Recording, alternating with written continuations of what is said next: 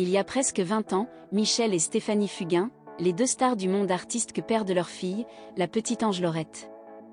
À seulement 22 ans, cette dernière est emportée par une leucémie très avancée.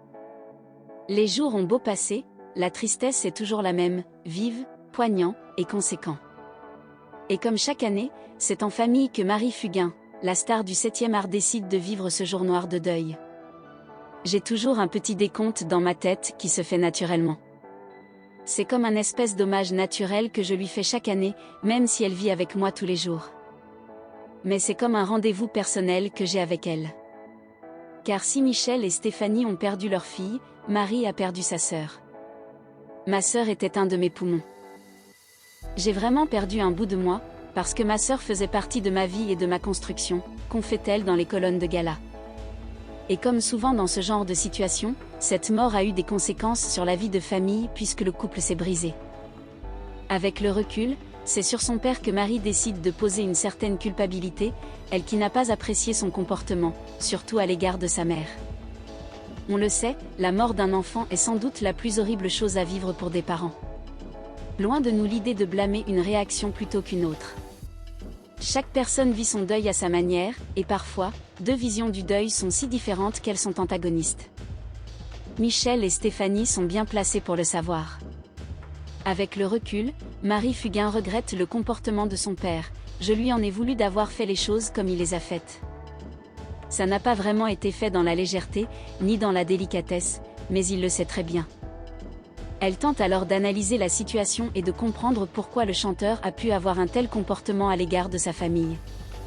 Il y a des hommes qui ont tellement peur de la mort que quand elle rôde autour d'eux, ils ont presque peur que ça soit contagieux, alors ils fuient. C'est ce qui s'est passé. Sauf que lorsqu'il y a un enfant, comme mon frère qui n'avait que 9 ans, on n'a pas le choix. On doit lui tenir la tête hors de l'eau et lui donner tout ce qu'il n'a pas. Michel Fugain, elle regrette que cette terrible épreuve n'ait pas permis aux membres de sa famille de se rapprocher. C'est même tout le contraire. Dans ces moments-là, on se retrouve, on se rapproche. Mon père a préféré partir, c'était son choix.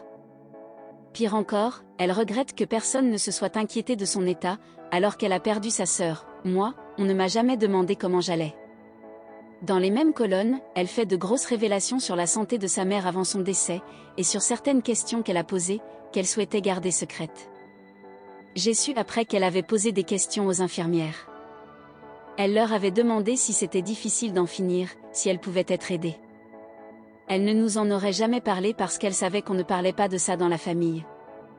Elle se doutait qu'elle nous aurait achevés et qu'on lui aurait dit « Tu n'as pas le droit ».